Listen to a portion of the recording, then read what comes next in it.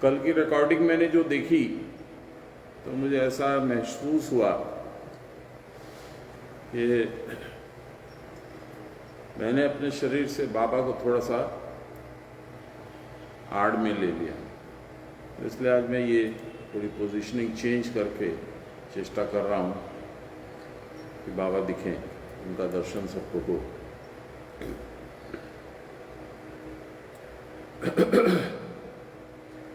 हम लोग कल 15वां श्लोक शायद कर चुके थे क्या?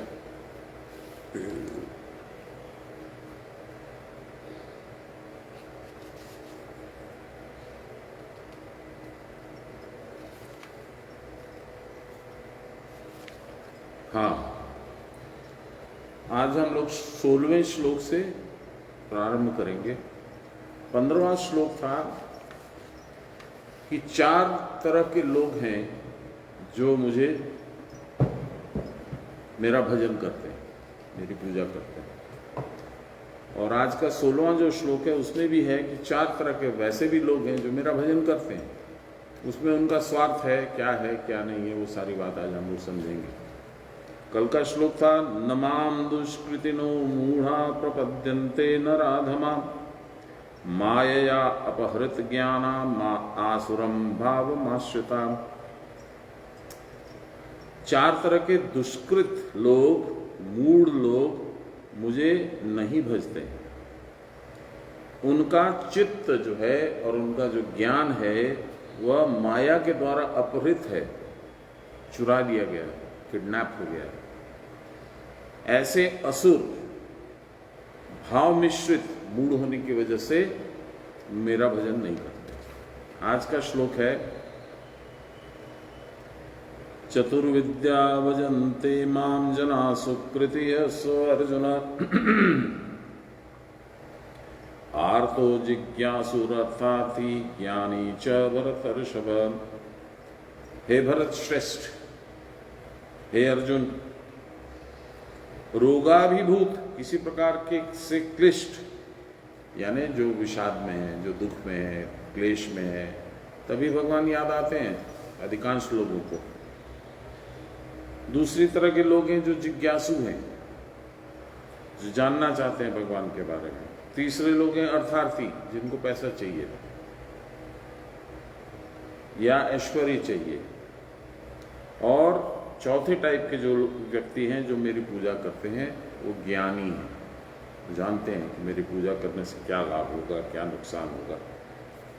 नुकसान तो है ही नहीं। आध्यात्मिक व्याख्या, 4 प्रकार के भले आदमी मुझको भजते हैं।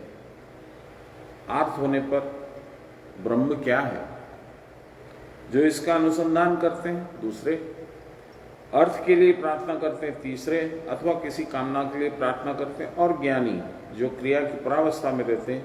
यही 4 प्रकार है।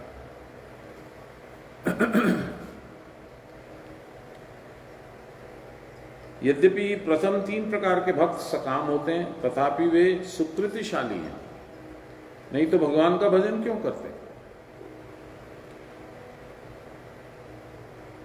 रोग हुआ तो चिकित्सक की सहायता से, इसके लिए भगवान को क्यों पुकारना? जब चिकित्सक रोग को शमन करने में समर्थ नहीं होता,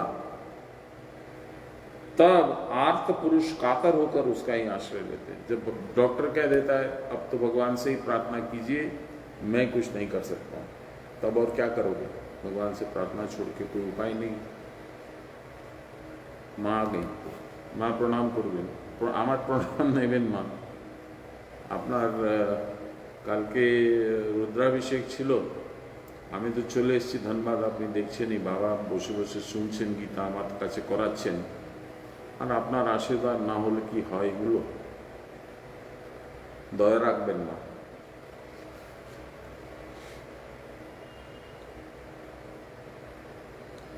जब चिकित्सक रोग को शमन करने में समर्थ नहीं होता, तब आर्त पुरुष कातर होकर उसी का आश्रय लेते हैं, उसका, इनका। मेरा कल की बात है, कुछ मित्र मुझे पुराने स्कूल के समय के मित्र मिले थे कल, मैं धनबाद में। तो एक को कुछ समस्या है, कुछ उसके घर को कोई अनऑथराइज्ड पर्सन घुस गया है और अपना बनाने की चेष्टा में है, हजम करने की चेष्टा में। तो मुझसे बोला क्या करना है? मैंने कहा वो दीक्षित है, माँ जानती है, राकेश उसका नाम है। तो मैंने कहा सबसे पहले तो अपने गुरु को नमन कर, माथा टेक वहाँ, और उनको सब व्यथा कथा सुना। उसके बाद वो रास्ता बताएंगे तेरे को, मुझसे इससे उससे क्या पूछता है?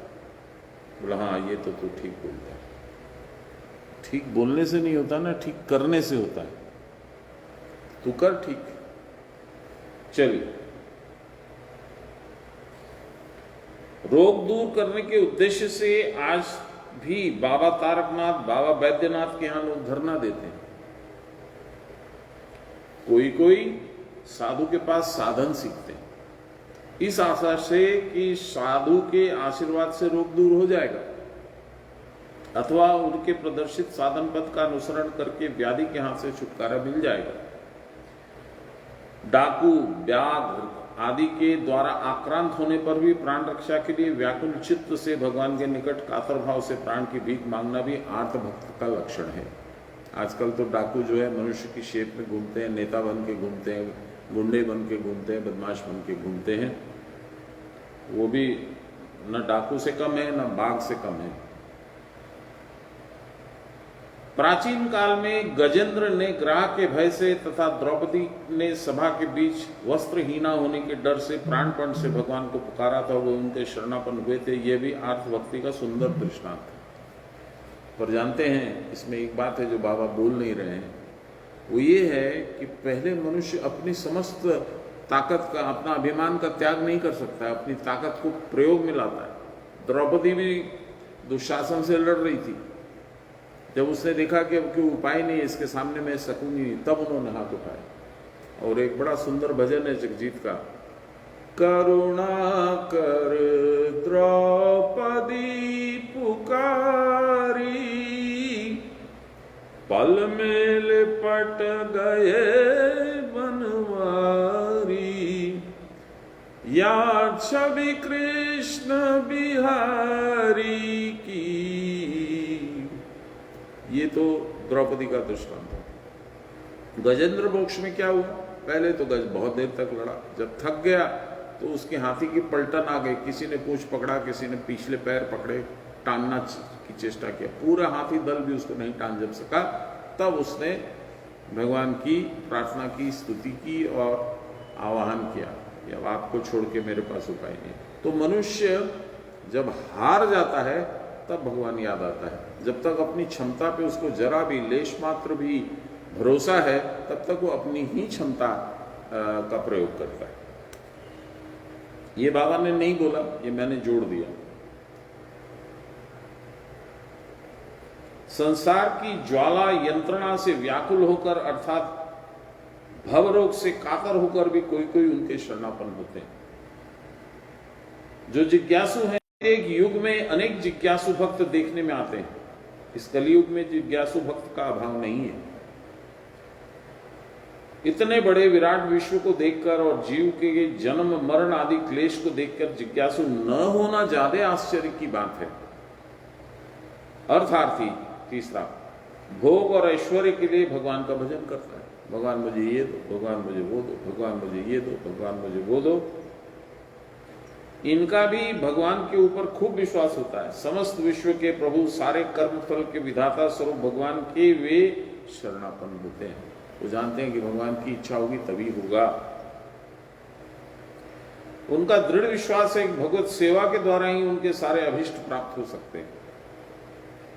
इसमें इतना विश्वास होता है इनमें कि विचार की आवश्यकता नहीं रहती। शास्त्र और गुरुवाक्य के प्रति उनके मन में कोई अविश्वास पैदा नहीं होता। शास्त्र निर्दिष्ट समस्त व्रत, नियम, पूजा पाठ आदि का पालन वे एक एक करके करते रहते हैं। यह उनकी विशेषता है। परंतु अब भी यह भाव मन में नहीं आता है कि भगवान के लिए ही भगवान की पूजा करनी चाहिए।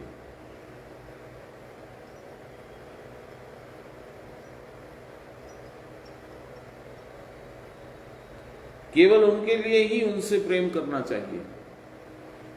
भगवान के पास देने लेने के सिवा और भी बहुत कुछ प्राप्तव्य और ज्ञातव्य है।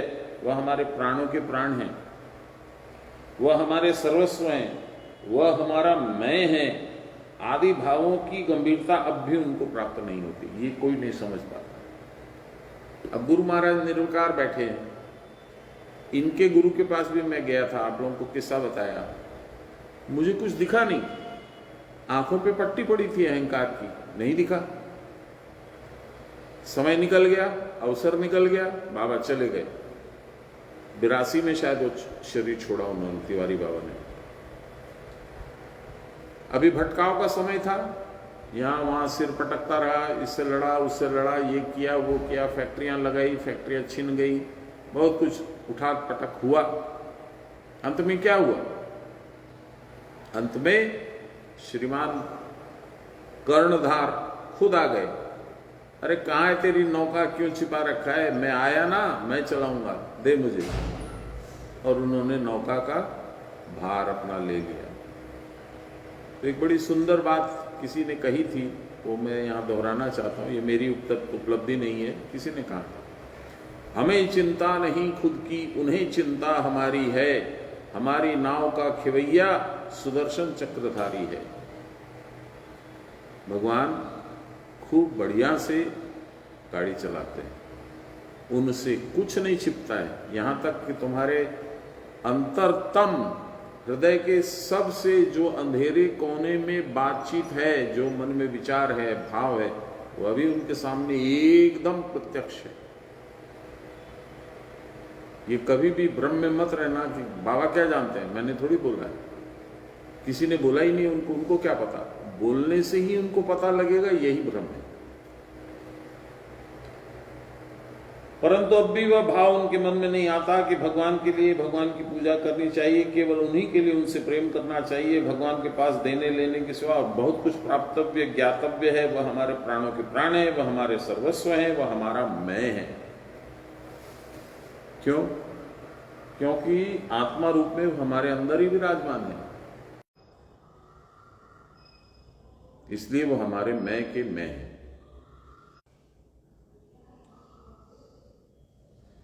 प्रदीप, प्रदीप, प्रदीप,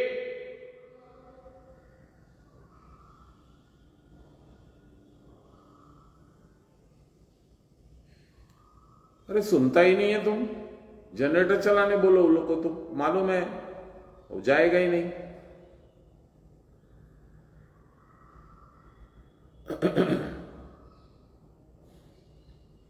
एक मिनट का व्यवधान है। मुझे आशंका थी कल भी कुछ होने की, कल तो नहीं हुआ आज, लेकिन छूटा नहीं, आज हो ही गया।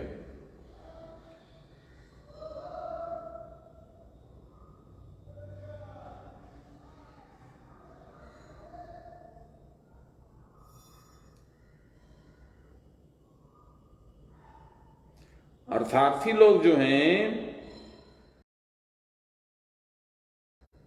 वे पूजा करके केवल शक्ति या विभूति ही खोजते हैं, और यही उनको मिलता भी है।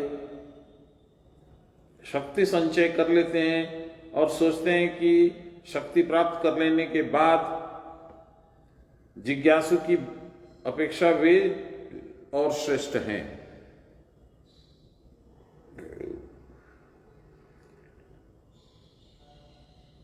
इस श्रेणी के भक्त पूर्व तथा वर्तमान युग में अनेक हो गए हैं। जब आजकल इस श्रेणी के भक्त, अभी थोड़ी सी असुविधा हो रही है, थोड़ा सा हम लोग को वेट करना पड़ेगा। गया है जनरेटर चलाने।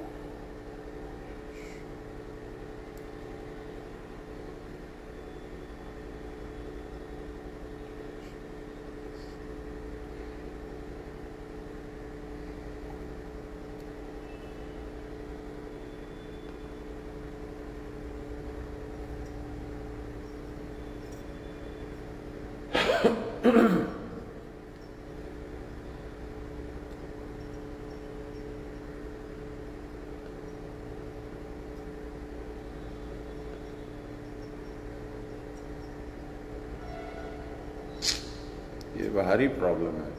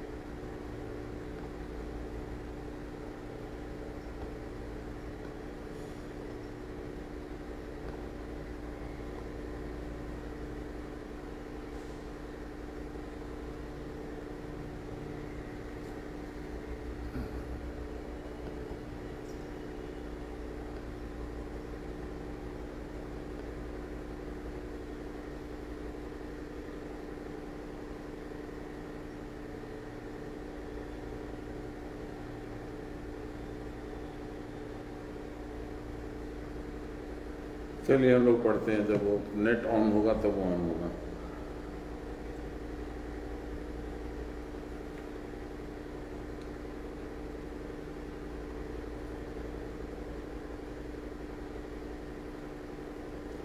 पहले 2 लाइन पहले से मैं स्टार्ट करता हूं।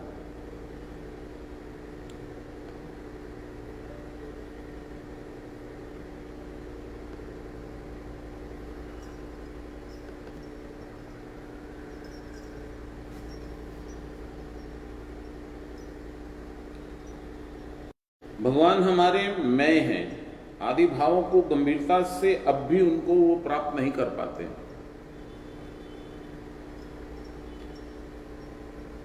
अर्थार्थी लोग जिनको पैसे चाहिए या कुछ संपत्ति चाहिए या कुछ प्रतिष्ठा चाहिए या ऐश्वर्य चाहिए या वैभव चाहिए, इस तरह की जो सांसारिक चीजें जिनको चाहिए,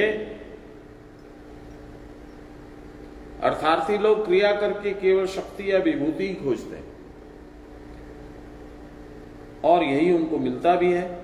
शक्ति संचय कर लेने तथा साधन शक्ति प्राप्त कर लेने के कारण जिज्ञासु की अपेक्षा वे श्रेष्ठ होते हैं।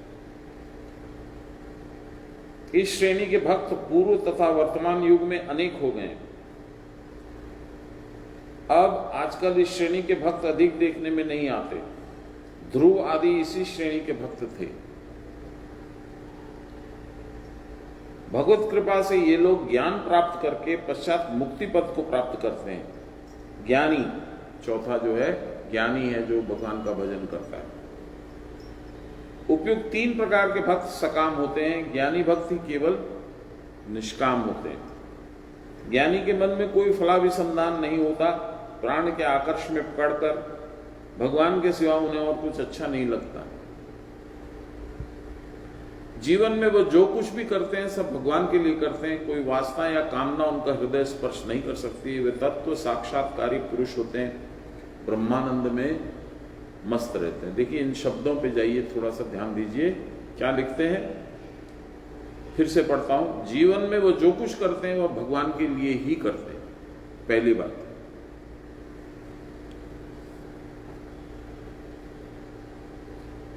कोई वासना या कामना उनका हृदय स्पर्श नहीं कर सकती। ये ज्ञानी की बात हो रही है। ये तत्व साक्षात्कारी पुरुष होते हैं। तत्व क्या है? तत्व है स्वयं भगवान, बाकी सब अतत्व है। भगवान ही तत्व है और तो कुछ है ही नहीं। उसका साक्षात्कार सामने बैठे मिलते हैं, देखते हैं, अनुभव होता है, उनकी गोद में बैठते हैं, बहुत कुछ होता है। तो ये तत्व साक्षात्कारी पुरुष होते कौन? ज्ञानी। ब्रह्मानंद में मस्त रहते हैं। हम लोग स्तुति गाते हैं ना, ब्रह्मानंदम परम सुखदम केवलम ज्ञान मूर्तिम द्वंद्वातीतम गगन सदृशम तत्वमस्यादि लक्ष्यम। ये देखिए, तत्व अस्य आदि लक्ष्यम। ज्ञान के परिपाक के लिए वह जो साधना करते हैं उसका उल्लेख भागवत में इस प्रकार लिखा है। यदारंभेषु निर्विण्ण विरक्त संयतेन्द्रिय अभ्यासेनात्मनो योगी धारयेदचलं मनः। योगी जब कर्म में निर्विण्ण और कर्म फल में विरक्त होते हैं तब वह संयतेन्द्रिय होकर आत्मा अभ्यास के द्वारा मन को स्थिर और निर्विकल्प करने वाली अचल स्थिति में ले जाते हैं। इसीलिए भगवान ने ज्ञानी भक्त उद्धव को उपदेश देते हुए कहा है, त्वं तु सर्वं परित्यज्य स्नेहं स्वजन बंधुषु मध्यावेश्य मनः सम्यक समुद्रिक विचरस्वताम। तुम सब कुछ छोड़कर, बहुत ज्ञानी था ना, तत्वान्वेषी था उद्धव, भगवान को लेक्चर देता था, उपदेश देता था। क्या लिखा? भगवान ने कहा तुम सब कुछ छोड़कर स्वजन बंधुओं में स्नेह का त्याग करके मुझ में सम्यक रूप से मन को समाहित करके और समदृष्टा होकर पृथ्वी पे पर्यटन करो, घूमो। साधक साधना करते करते क्रिया की परावस्था में जब अपने मन को पूर्णतः लीन कर देता है, उस परम स्थिति के सिवा उसके मन में वैषयिक हानि लाभ की कोई तरंग नहीं उठती। इसमें मेरा नुकसान हुआ, लाभ हुआ, क्या हुआ, नहीं हुआ, ये सब उसके मन में विचार नहीं उठता है। तब उसको जीव उन्मुक्त पुरुष कहते। वे जीव उन्मुक्त पुरुष ही उनके ज्ञानी भक्त हैं। नारद, वशिष्ठ, शुक, सनक आदि ज्ञानी और उद्धव, प्रहलाद आदि भक्त साधक सभी इनके ज्ञानी भक्त हैं। अब मेरा मन है हम लोग थोड़ी भक्त की, ये जो प्रहलाद की और ध्रुव की थोड़ी चर्चा करते हैं। किस तरह के भक्त हैं, क्या हुआ, कैसे बने ऐसा भक्त? आप क्यों नहीं बन सकते, मैं क्यों नहीं बन सकता? देखिए, पूर्व जन्म के संस्कार है, पूर्व जन्म का अर्जित पुण्य है। कैसे? प्रहलाद की बात पहले स्टार्ट करते हैं। प्रहलाद के पिता का नाम था हिरण्यकश्यप। हिरण्यकश्यप जो था वो सबसे पहले जय और विजय भगवान का सिक्योरिटी गार्ड था। उनके द्वारपाल थे ये लोग दोनों, जय और विजय। उनको 3 जन्म का श्राप मिला था। आप लोगों को सबको मालूम है कि 3 जन्म तक उनको तो मिला था, चिरकाल तक। भगवान ने सारे ऋषियों से हाथ पांव जोड़ करके कहा कि नहीं ऐसा मत कीजिए, इन्होंने तो अपना काम किया, इनको ऐसा क्यों करते हो? तब ऋषियों ने कहा प्रभु अब हम लोग तो श्राप दे चुके हैं, अब उसको वापस तो नहीं लेंगे। बोले इसकी अवधि फिक्स कर दीजिए। बोले हाँ ये हो सकता है। तो फिर वो चिरकाल की जगह पे उनको 3 जन्म का दिया। तो पहले जन्म में हिरण्याक्ष और हिरण्यकश्यप ये बने वो लोग। दूसरे जन्म में वो लोग बने रावण और कुंभकर्ण। और तीसरे जन्म में वो लोग बने शिशुपाल और दंतवक्त्र। पहला जन्म सतयुग में, दूसरा जन्म त्रेता में राम के समकालीन हुई, और तीसरा जन्म कृष्ण के समकालीन द्वापर में। द्वापर और कलयुग की संधि के समय थे। तो ऋषियों ने एक कंडीशन डाल दिया, एक कि प्रभु इनको आपको हर जन्म में अवतार लेके इनका वध करना पड़ेगा, तभी ये राक्षस जन्म से मुक्ति पाएंगे, नहीं तो नहीं। इसीलिए हिरण्यकश्यपु को मारने के लिए नरसिंह अवतार, रावण को और कुंभकर्ण को मारने के लिए राम अवतार, और शिशुपाल और दंतवक्त्र को मारने के लिए कृष्ण अवतार। ये 3 अवतार की ये कहानी है। इसमें बहुत सारे कारण होते हैं, ये भी एक कारण था। अच्छा देखिए, अब प्रहलाद पे आते हैं। प्रहलाद किसका बेटा था? वास्तविक में देखिए तो भगवान के पार्षद, भगवान का अपना गार्ड, उसका बेटा था। तो संस्कार तो उसके अच्छे थे। इस युग में उसका जन्म जब होना था तो प्रभु को पहले ही मालूम था कि ऐसा ऐसा होगा, ये तो गड़बड़ हो जाएगा, ये तो राक्षस योनि इसको मिली भी है, ये तो अपना राक्षसी काम ही करेगा, उल्टा पुल्टा काम करेगा, और इस बच्चे को भी जो है वो उल्टी दिशा में ले जाएगा। तो भगवान ने नारद से मंत्रणा की। नारद घटनाक्रम में ये जाएगा तपस्या करने, हिरण्यकश्यप शक्ति अर्जित करने। तो उस वक्त में इंद्र अपनी कुटिलता के चलते इसकी पत्नी को उठाने की चेष्टा करेगा। इसकी पत्नी यानी प्रहलाद की मां का नाम था कयादु।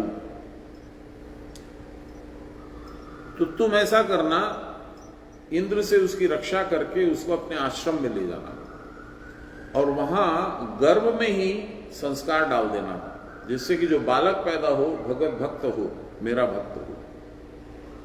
नारद को और क्या चाहिए? भगवान का दिया हुआ निर्देश, भगवान का दिया हुआ आदेश। वैसा ही हुआ। जैसे अभिमन्यु ने अपनी मां, क्या नाम है उनका, सुभद्रा के गर्भ में ही चक्रव्यूह तोड़ने की कला सीख ली। उसके बाद सुभद्रा को नींद आ गई, पूरा सुना नहीं, तो वो निकलने का भूल गया, जाना नहीं।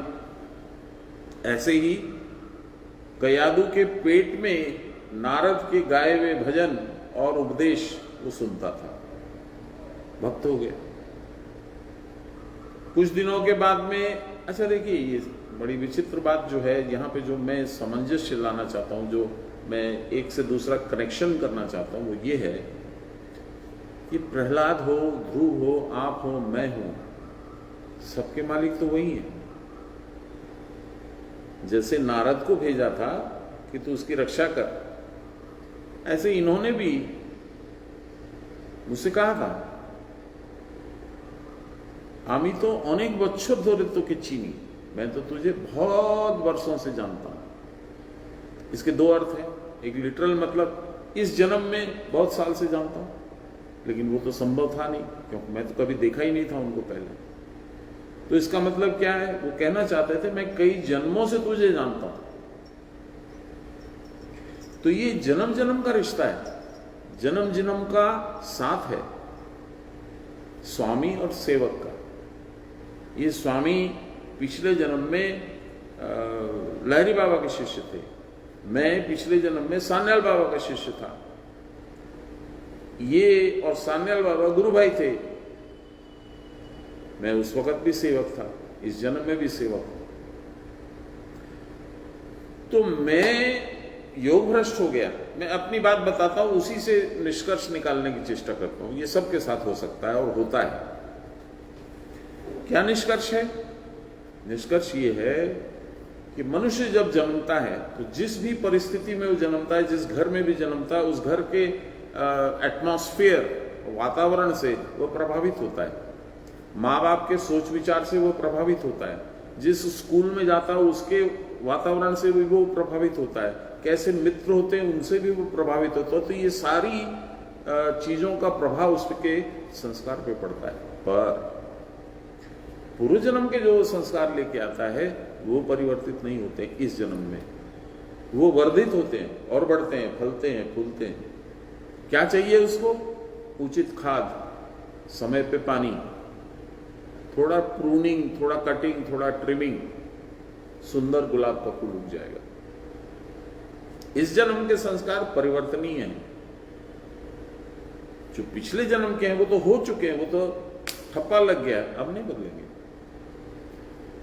तो बाबा ने मुझे बताया कि तेरे को मैं बहुत जन्मों से जानता हूं। मुझे क्या पता, मैं तो नहीं जानता। इसी तरह से मैं अब वापस आता हूं प्रहलाद पे। प्रहलाद कितने जन्म से भगवान भक्त था, आपको हमको क्या मालूम? नहीं मालूम। वो था, वरना उसकी जीवन रेखा को गलत दिशा में जाने के बजाय भगवान ने मोड़ करके सही दिशा में परिवर्तित कर दिया, चेंज कर दिया, और अपने विश्वस्त भक्त नारद को भेजा इस कार्य को करने के लिए। कुछ कुछ आपकी मेरी गति भी ऐसी है। यदि गुरु न मिले तो आप कहां चले जाएंगे, कहां बिखर जाएंगे, कहां आपका नष्ट हो जाएगा जीवन, आपको पता नहीं है। आप तो नदी के बहाव में बहते चले जाएंगे। तो भगवान की व्यवस्था करते हैं। अब आप मुझे बताइए कि बच्चा अभी जन्मा भी नहीं है और नारद उसको सुना रहे हैं, मां के गर्भ में वो सुन रहा है। उसके बाद देखिए आप फिर क्या हुआ। फिर ये हुआ कि हिरण्यकशिपु आया तपस्या करके ब्रह्मा जी का आशीर्वाद लेके। क्या आशीर्वाद था उसको कि मुझे अमर बना दीजिए। बोला नहीं, ये तो नहीं हो सकता। तो बोले फिर ऐसा करिए, मुझे ऐसा आशीर्वाद दीजिए कि न मैं ऊपर में मरूं, न नीचे में मरूं, न मनुष्य मार सके मुझे, न जानवर मार सके, न तलवार से, न इत्यादि इत्यादि। आप लोग को मालूम है, न जल में, न थल में, न बाहर, न भीतर। अपनी जान में उसने सजा लिया, जांचा कि मेरी मृत्यु नहीं होगी। तो वो भूल गया कि भगवान है। एनीवे तो उसको जब ये आशीर्वाद मिला तो उसके मन में ये भ्रम हो गया कि अब मुझे क्या है, अब मुझे कोई चिंता नहीं है। इसलिए वो अत्याचार पे अत्याचार करने लगा। पेट में जो बच्चा था उसने भगवत नाम सुना उसी वक्त। आप जानते हैं पेट में क्या अवस्था है, हम लोग कई बार चर्चा कर चुके हैं। क्या अवस्था है पेट में? सुषुम्ना में प्राण रहता है उसका, सुषुम्ना वाहिनी उसका प्राण आता जाता है, तो सुनेगा ही सुनेगा। इसीलिए कहा जाता है गर्भ संस्कार, मैं पूरा नहीं जानता हूं उसके बारे में, पर ऐसा कहा गया है कि गर्भ में भी संस्कार होना चाहिए। जब बच्चा गर्भ में है तभी संस्कार उसको देने चाहिए। तो ये संस्कार अनायास नहीं मिलता है। आपके जो पुण्य आपने अर्जित किए, उस पुण्य की वजह से उसको गर्भ में मिल गया, सबको नहीं मिलता है। अब और खेला देखिए आगे। हिरण्यकश्यपु जब पहुंचा तो देखा रानी नहीं है। वो इंक्वायरी किया तो बोला इंद्र उसको उठा के ले गया था, इंद्र से बचा के नारद जी अपने आश्रम में ले गए, वो तो वही है। तो नारद के आश्रम पहुंचा हिरण्यकश्यपु और महर्षि को बहुत बहुत धन्यवाद दिया और उनके बहुत आभार प्रकट किया और बोला आपने बहुत बड़ी कृपा की, आपकी वजह से मेरी पत्नी भी बच गई, मेरा होने वाला बच्चा भी बच गया, इत्यादि इत्यादि। मैं आप पे बहुत प्रसन्न हूं, आप कुछ मांगिए मुझसे। अब देखिए फर्क क्या होता है। आज गुरु महाराज पे उनके गुरु महाराज प्रसन्न होंगे तो क्या मांगेंगे? जिनके पास सब कुछ है, उनको देने वाले जो उनके दाता हैं, गुरु हैं, उनसे क्या मांगेंगे? एक ही चीज मांगेंगे, आपके चरणों की अचला भक्ति चाहिए मुझे। नारद के पास तो स्वयं भगवान है और उनकी भक्ति है, उनको क्या चाहिए? भगवत काम अपूर्ण जो है उसको पूर्ण करने की क्षमता। तो नारद ने कहा ऐसा है हिरण्यकश्यपु, आप मुझ पे बहुत प्रसन्न हैं, तो इस बालक को मेरे आश्रम में और 5 साल छोड़ दीजिए। अभी छोटा है, पूरी बात नहीं समझा है, मैं इसका लालन पालन करूंगा। आपको एक कर्मनिष्ठ धार्मिक अच्छा बच्चा आपको मिलेगा। ये उन्होंने धीरे से बोला था, हिरण्यकश्यपु नहीं समझा। हाँ हाँ ठीक है महर्षि। कयादु को लेकर लौट आया, प्रहलाद उनके आश्रम में रहा। भाग्य देखिए आप, भगवान का निर्दिष्ट है ये। और वहां पे वो बड़ा हुआ तो क्या हुआ? अचला भक्ति आ गई ना। कहावत है ना, गुरु बसे बनारसी चेला सागर तीर, ज्यों ज्यों गुरुगुण उपजय निर्मल हो तो शरीर। अब गुरु कौन? नारद। चेला कौन? प्रहलाद। तो नारद की जो भी अवस्था थी, जो भी उनके अंदर में गुण थे, एक ही गुण था विशेष, भगवान की भक्ति। तो वो गुण उसमें चला गया शिष्य में, उसका हो गया निर्मल शरीर। ये आपके साथ भी हुआ है। जिनको गुरु महाराज की कृपा मिली है उनके साथ ये हुआ है। आप पहचानते हो ना पहचानते हो, मुझसे एकदम लिखवा लीजिए। गुरु का दर्शन जो है आपके 100 पाप काट देता है, खाली दर्शन। और स्पर्श यदि हो गया तब तो पूछिए मत। तो ये हो गई प्रहलाद की बात। अब हम लोग आए ध्रुव की बात पे। अब ध्रुव का देखिए क्या है। सामान्य बालक है, राजा का बेटा है, लेकिन 2 रानियां। ध्रुव की अपनी मां का नाम है सुनीति, सुंदर नीति। जो सही होगा वही बोलेगी, जो सही नहीं होगा वो कभी नहीं मानेगी। भगवत भक्त है, संस्कार उसके बहुत सुंदर है। किसके? ध्रुव के। ठीक। और जो दूसरी मां है उसका नाम है सुरुचि। वो देखने में सुंदर है, बात करने में बड़ी चतुर है, सच से कोई लेना देना नहीं है, ईर्ष्या भी उसके अंदर है, बहुत सारे गलत संस्कार भी है उसके अंदर है। नतीजा क्या हुआ? वो अपने पति, जो दोनों माओं के पति थे, जो राजा थे, उनको वो प्रभावित करती थी सुरुचि। और अपने बेटे को, हालांकि ध्रुव बड़ा था, लेकिन अपने बेटे को राजा बनाने के सपने देखती थी। सुनीति ने कभी प्रोटेस्ट नहीं किया, कभी किसी तरह से विरोध नहीं किया। ध्रुव को एक दिन बड़ी जोर की चोट लगी, आहत हो गया वो। कैसे? मार्मिक रूप से, मानसिक रूप से आहत हो गया। राजा ने उसको गोद से उठा दिया और बच्चे को बैठा लिया, छोटे भाई को बैठा लिया। वो रोता हुआ मां के पास गया। मां से पूछा ये क्या हुआ? मां ने कहा भगवान से पूछ। जिज्ञासु हुआ ना उस समय। प्रहलाद जिज्ञासु होने का और अर्थार्थी होने का आरती होने का उसको कुछ मौका ही नहीं था, वो तो पैदा ही भगवत भक्ति लेके हुआ था। ध्रुव जिज्ञासु बना, जिज्ञासु बन के वो जंगल चला गया कि ठीक है भगवान को खोजूंगा और मैं देखूंगा। और जंगल में उसने नारद मुनि की सहायता मिली उसको। तो कहाँ जा रहे हो बेटा? मैं भगवान को ढूंढने जा रहा हूँ। तो ऐसे भगवान थोड़ी जंगल में मिलेंगे, मुझे तो यही मालूम है, और आपको कुछ मालूम है तो बता दीजिए।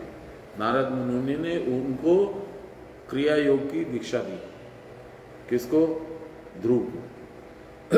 देखिए मजा, वो जंगल में बिना खाए पिए, कुछ असहाय, बिना आश्रय के पूजा कर रहा है।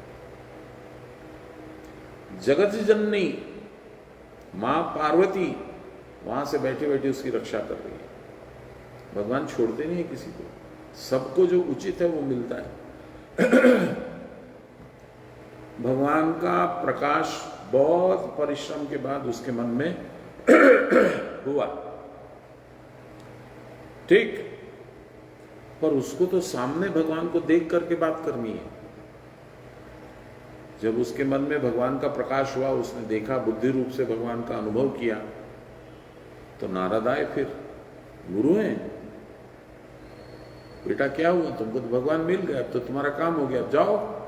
बोले नहीं, मुझे जो प्रश्न करना है वो कहां हुआ? मैंने तो पूछा नहीं उनसे।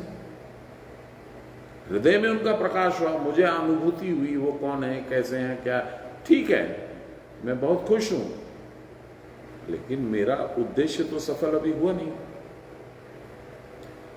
तब नारद ने कहा कि बेटा इसके लिए जो तुमको करना पड़ेगा वो बहुत ज्यादा कठिन है, उसमें तुम्हारी जान भी जा सकती है। बोले परवाह नहीं है, मुझे ये जानना ही है भगवान ने मेरे साथ ऐसा क्यों किया। तब उसको द्वितीय क्रिया मिली, जिसको हम लोग ब्रह्म विद्या बोलते हैं, और उसको वो करने लगा। अब जगत जननी उसकी छत्र छाया बन के देख रही है उसको। एक बाघ आया ध्रुव को खाने के लिए, उन्होंने अपना बाघ भेज दिया, शेर, बाघ को भगा दिया। कहीं भी उसको असहाय नहीं छोड़ा भगवान ने। आपको पता है तिवारी बाबा को जब सान्याल बाबा ने भेज दिया था मंदार में जाकर के तुम साधन करो, जहां मंदिर है अभी वहां, बिना कुछ लिए, बिना सामान, बिना कपड़े, बिना लत्ते, बिना पैसा, तिवारी बाबा चले गए। गुरु का आदेश हो गया, और वहां साधन करते थे। बदली करने के लिए कैसे कैसे उनको एक चट, जो जिसको हम लोग बोरा कहते हैं, हेसियन, उसका एक कपड़ा सा मिल गया, उसी को सी वो करके उन्होंने एक टेम्पररी कपड़ा बना लिया। तो अपने जो कपड़े थे उसको धोने के लिए वो चट वाला कपड़ा धारण कर लेते थे, और अपने कपड़े धो के सुखा देते थे। ये सूख जाते थे, चट उतार के वो पहन लेते थे, और अपने आप उनको सोने के कटोरे में खीर मिलती थी, क्योंकि जिस गुरु ने भेजा है उसको तो मालूम है ना, वो तो त्रिकालदर्शी है ना, उसको तो दिख रहा है कि मेरा शिष्य मेरी एक बात पे वहां जाकर के जैसा मैंने बोला वैसा कर रहा है, वो कोई चीज की चिंता नहीं कर रहा है। तो चिंता तो मुझे करनी है। मैंने कहा ना अभी, हमें चिंता नहीं खुद की, उन्हें चिंता हमारी है। हमारी नाव का खिवैया सुदर्शन चक्रधारी है। अब ध्रुव को कुछ कुछ अनुभूति होने लगी। हम लोग किस किस बात की कर रहे हैं? एक तो ज्ञानी, यानी कैसे? गर्भ से ही उसको ज्ञान मिल रहा है नारद से, प्रहलाद, और जब वो बड़ा हो गया, गर्भ से निकल गया, समझने लगा, तो नारद उसको और आगे बढ़ा दिए, तो वो तो ज्ञानी हो गया। दूसरा जिज्ञासु ध्रुव, क्या मन में एक झोंक लग गई कि भगवान ने मेरे साथ ऐसा क्यों किया, मेरे पिताजी ने मेरे साथ ऐसा क्यों किया, मेरी छोटी माँ ने मेरे साथ ऐसा क्यों किया। माँ ने कह दिया भगवान से पूछो, भगवान से पूछने चला गया। सच्चाई तो था। नतीजा क्या हुआ? भगवान प्रकट हुए।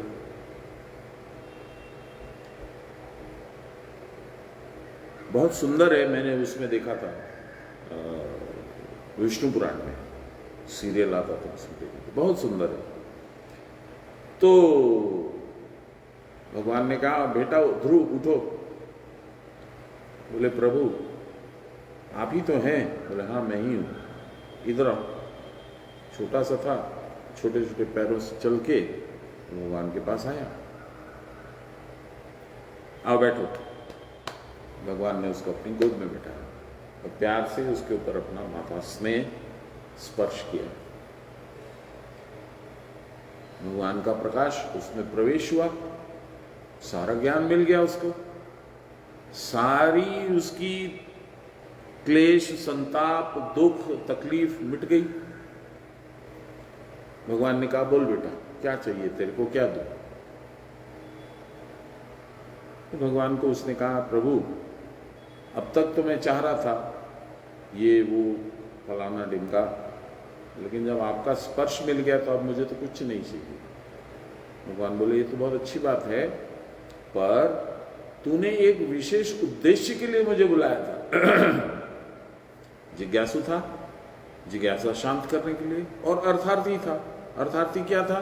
उसको अपने पिता की गोदी चाहिए थी, पिता का स्नेह चाहिए था, छोटी माता का स्नेह चाहिए था, बड़ी माता का तो था।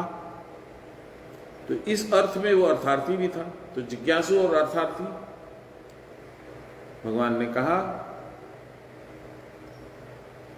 तूने जो मुझे जिस काम से याद किया है वो पूर्ण किए बिना तो मैं जा नहीं सकता हूं, इसलिए मैं तुझे आशीर्वाद देता हूं कि तेरे पिता का पूरा स्नेह मिलेगा, तेरी माता का स्नेह मिलेगा, और तेरे पिता के बाद तू ही राजा बनेगा, और इतने बरस तक राज करके फिर तू मेरे पास आएगा।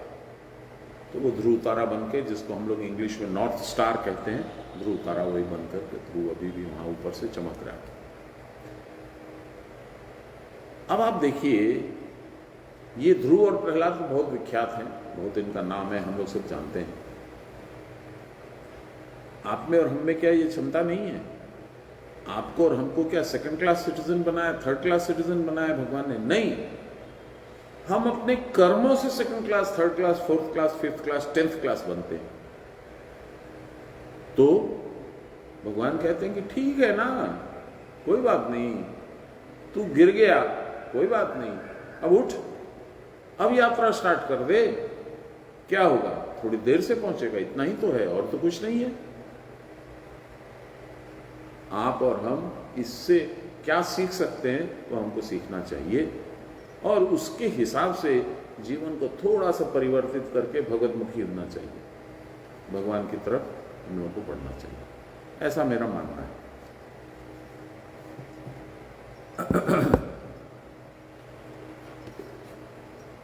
ये देख लीजिए, तो भगवान की जो बात है, अभी मैं बोला वही दिख रहा है मुझे।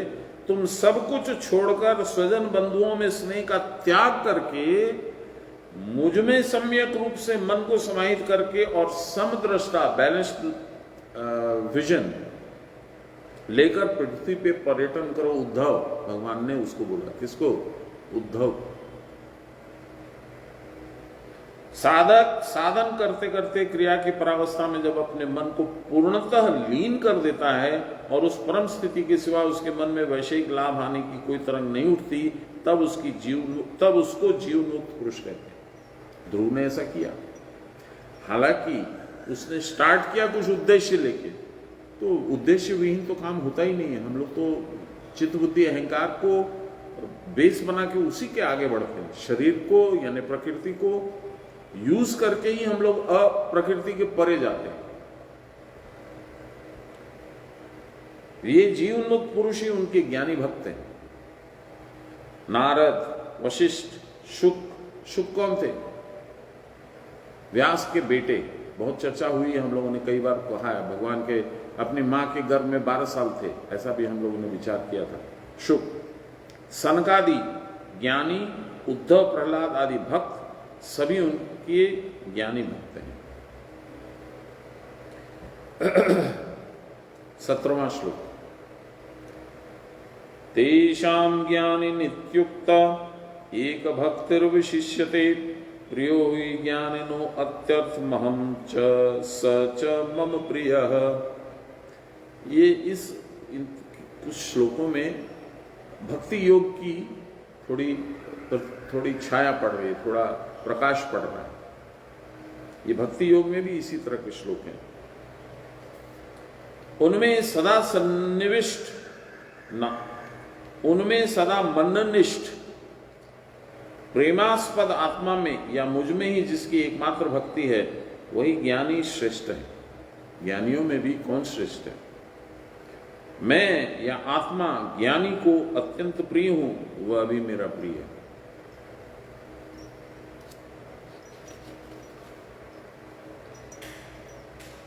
क्रिया की परावस्था में जो रहता है वह बड़ा है, वह नित्य मुझ में ही रहता है। गुरुवाक्य में विश्वास करके आपके पास और कोई है रास्ता? गुरु के वाक्य में अविश्वास करोगे, बहुत अच्छा, आपकी मर्जी है, आप स्वतंत्र हैं, कर सकते हो। साधन करने से ये होगा, ये होगा, ये होगा, गुरुजी तो बोल गए, आपने नहीं माना, कुछ नहीं है, आप उस क्लास में फेल हो गए, ये जीवन गया आपका। अगला जीवन में फिर शायद गुरु महाराज की कृपा हो जाए, फिर भी आपको मिल जाए, लेकिन उसमें प्रयास आपको डबल करना पड़ेगा।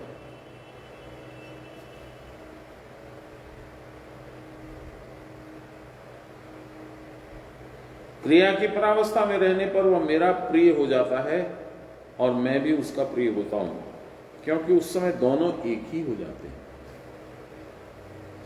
जब तक मैं तू लगा हुआ है तब तक एक भक्ति होना संभव ही नहीं है। जो मन निष्ठ है, जो मन में निष्ठा है, वही सबको भूलकर एकमात्र मुझको या आत्मा को आश्रय करके रहता है। जो क्रिया की परावस्था को प्राप्त ज्ञानी है, उसका न तो देह अभिमान है और न चित्त विक्षेप, इस कारण वह आत्मा में ही नित्य प्रतिष्ठित रहता है। जो आत्मा में नित्य प्रतिष्ठित है, उनको मैंपन का भी बोध नहीं होता। इस प्रकार निरभिमान जगत विस्मृत आत्ममय ज्ञानी के लिए आत्मा के सिवा और कुछ नहीं रहता। शब्द देखिए, फिर से बोलता हूं, निरभिमान, जिसमें अभिमान नहीं है, आप जगत विस्मृत, जिसको संसार से कोई लेना देना नहीं, एज इफ कि संसार है ही नहीं, वो भूल चुका है उसको, और आत्ममय, जिसका सारा कंसंट्रेशन, थिंकिंग, सब कुछ आत्मा ही है। ऐसे ज्ञानी के लिए आत्मा के सिवा और कुछ नहीं रहता, क्योंकि उस समय वह आत्मा के साथ एक हो जाता है। आत्मा ही आत्मा को प्रिय होता है।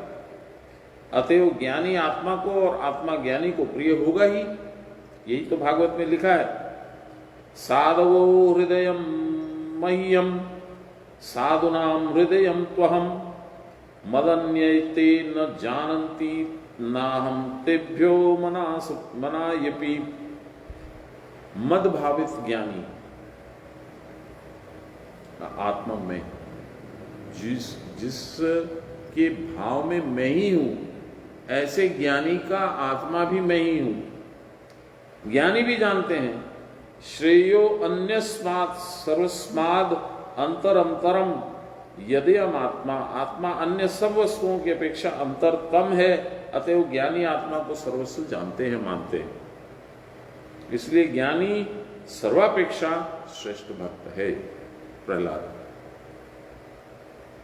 आत्मा ही आत्मा के सर्वापेक्षा निकट और अंतरतम। अच्छा मुझे बताइए, ये दो तरह के क्यों हुए? एक ज्ञानी हुआ और एक जिज्ञासु होके फिर ज्ञानी हुआ, ऐसा क्यों? भगवत कृपा तो दोनों को ही मिली। इसलिए कि उसके पूर्व जन्म के बहुत ज्यादा पुण्य संचित हो चुके थे प्रहलाद के, और ध्रुव को अभी पुण्य संचय करना था। इसीलिए ध्रुव को साधन करना पड़ा, बहुत लंबा चौड़ा। ध्रुव तो अल्पावधि में, गर्भ में रहते रहते ही बहुत उन्नत स्थिति में पहुंच गया था, और गर्भ से निकलने के तो 5 साल के बाद में तो वो बस परम भक्त हो गया। दिन भर उसको धुन लगी हुई थी, ओम नमो भगवते वासुदेवाय, ओम नमो भगवते वासुदेवाय। 12 अक्षर मत, सुखदेव द्वारा निर्मित। ओम नमो भगवते वासुदेवाय। जपता था प्रहलाद, निरंतर। उसके बाप ने फेंक दिया, वही जप करता हुआ भगवान की गोद में आके भगवान ने पकड़ लिया। उसकी बुआ ने उसको जलाने का प्रयास किया, यही जपता हुआ उसकी हवा से उसकी चद्दर उड़ करके उसमें गिर गई, बुआ जल गई, वो बच गया। भगवान का नाम जो निरंतर ले सकता है, उससे बड़ा ज्ञानी कौन है, उससे बड़ा भक्त कौन है। चलिए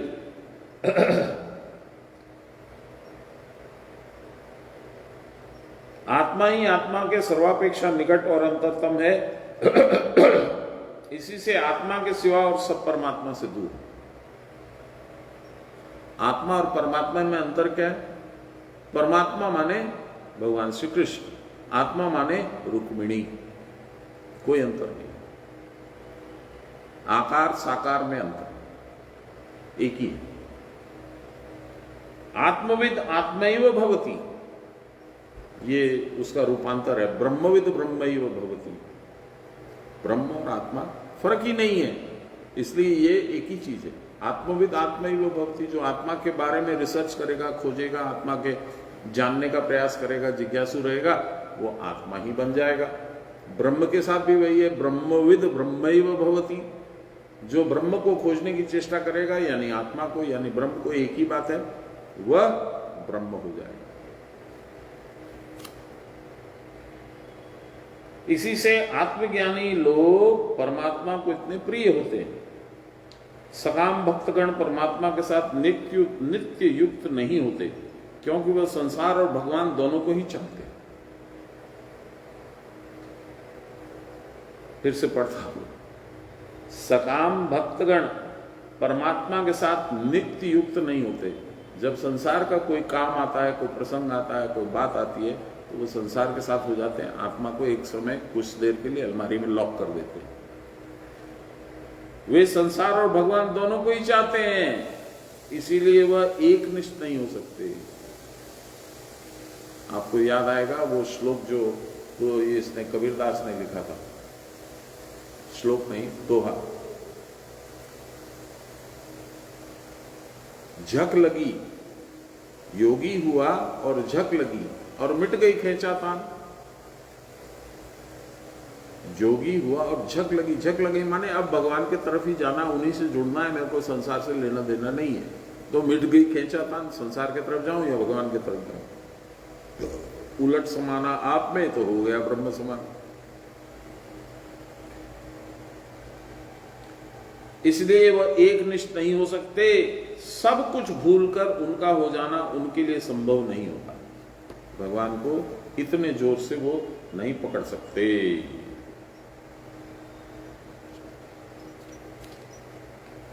छोटा सा है 18वां, इसको भी खत्म कर देते, 3 मिनट है।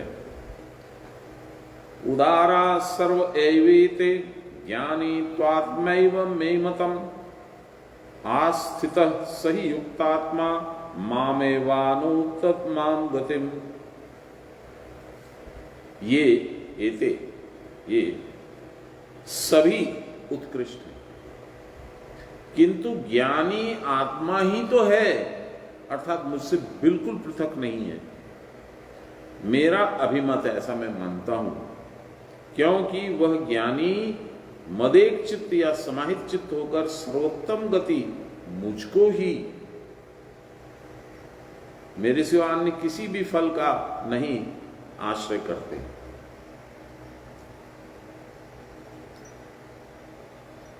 आध्यात्मिक व्याख्या, उनके सारे द्वार खुले। लाहिरी बाबा बोले, जो कोई क्रिया की परावस्था में रहता है, प्रिंटिंग मिस्टेक है, इस प्रकार अटका रहता है, मेरी जो उत्तम गति उसके ही पीछे अणु के भीतर प्रवेश करता है। सान्याल बाबा, मन के स्थिर होने का नाम निरोध है। निरोध अवस्था ही ब्रह्म का स्वरूप है। जहां मन नहीं है, मन को रोक दिया, पिंजड़े में कैद कर दिया, चारों तरफ रस्सी से बांध दिया, पैर भी नहीं हिल रहा है, पूंछ भी नहीं हिल रही है और मुंह भी नहीं हिल रहा है। निरोध, वह सत्य है और सब मिथ्या है। कौन? आत्मा। जो सदा निरोध अवस्था में रहता है उसी का प्रकृत हित या कल्याण होता है। यह एक विचित्र अवस्था है जब सर्वम ब्रह्ममयम जगत हो जाता है। क्रिया करते करते क्रिया की परावस्था में रहने का ही नाम ज्ञान है। जब वह ज्ञान सर्वदा बना रहता है तब सब ब्रह्म हो जाता है। इस प्रकार साधन करते करते निशेष रूप से हित होता है, अर्थात कुटस्थ के भीतर जो नक्षत्र स्वरूप गुहा है उसके भीतर प्रवेश करके मणिबंध के परे जो व्योम है, जिसके अणु के भीतर समस्त त्रिलोक है, मणि के भीतर जो व्योम है, इसके अंदर आकाश है, जिसके अणु के भीतर समस्त त्रिलोक है, वह भी समस्त ब्रह्म स्वरूप जान पड़ता है। जहां समस्त है तथापि कुछ भी नहीं है। ओम, वो हम लोग बोलते हैं ना, पूर्णमिदम पूर्णमेवाय पूर्णमादाय वशिष्यते, इस तरह से हम लोग बोलते हैं, पूरा याद नहीं रहता मुझे। पूर्ण में से पूर्ण को निकाल लो फिर भी पूर्ण ही बचेगा। 5 में से 4 निकालोगे तो 1 बचेगा ना। ब्रह्म में से पूर्ण ब्रह्म को निकाल लो तो भी ब्रह्म ही बचेगा, वहां कोई अंश नहीं बनेगा। जहां समस्त है तथापि कुछ भी नहीं है, सब एक हो जाने पर स्वयं भी वह नहीं रहता, अतएव सत्य मिथ्या कुछ भी नहीं रहता। इड़ा पिंगला सुषुम्ना ये प्राण के 3 पाद हैं, 3 चरण जो वामन अवतार में प्रहलाद के पोते बलि से भगवान ने मांगा था। 3 डग जमीन दे दो मुझे। आप लोग को मालूम है, वो कई बार बोल चुका हूं। ये तीनों पाद एक हो जाने पर अर्थात सुषुम्ना में जाने पर, क्रिया की परावस्था में रहने पर अक्षर पद पर ब्रह्म के अणु में प्रवेश करता है। ये देखिए अक्षर पद, आपको दिखाता हूं। अक्षर में दिख रहा अभी प्रणव,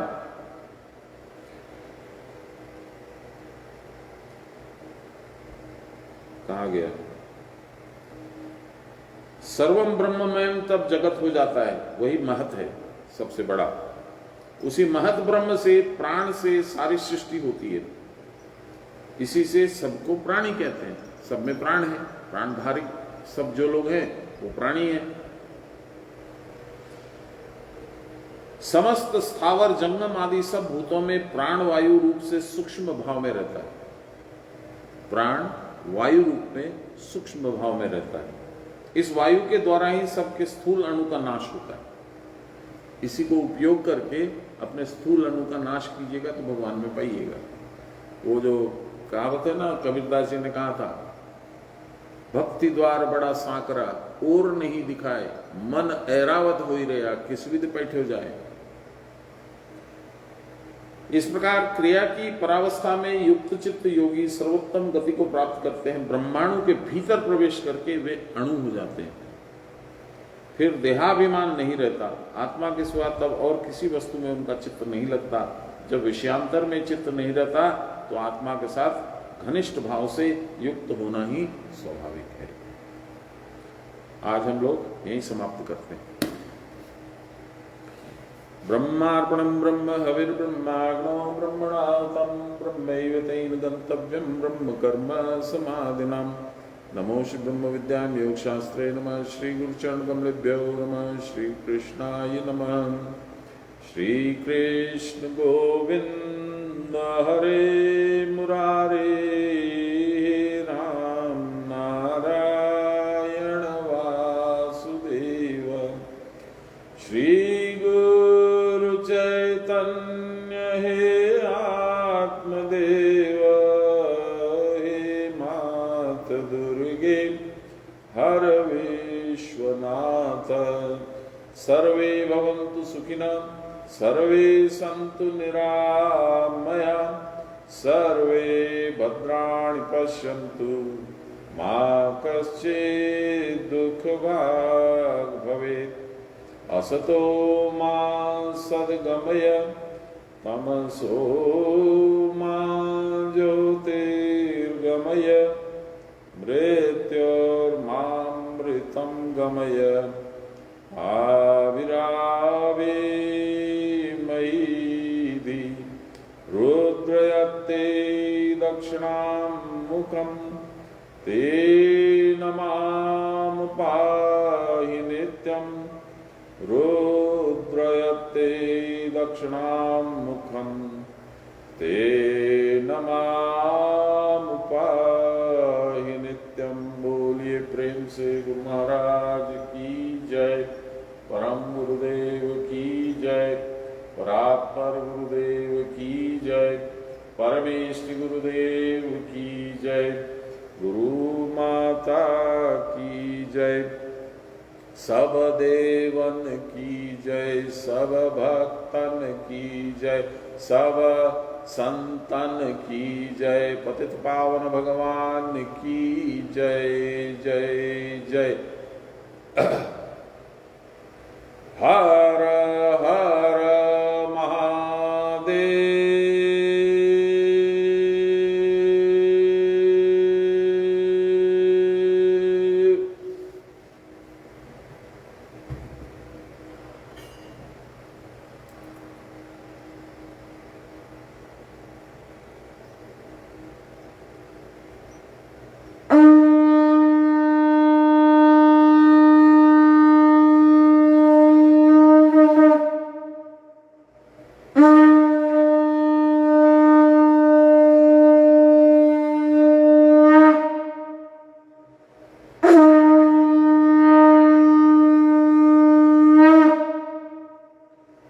जय गुरु।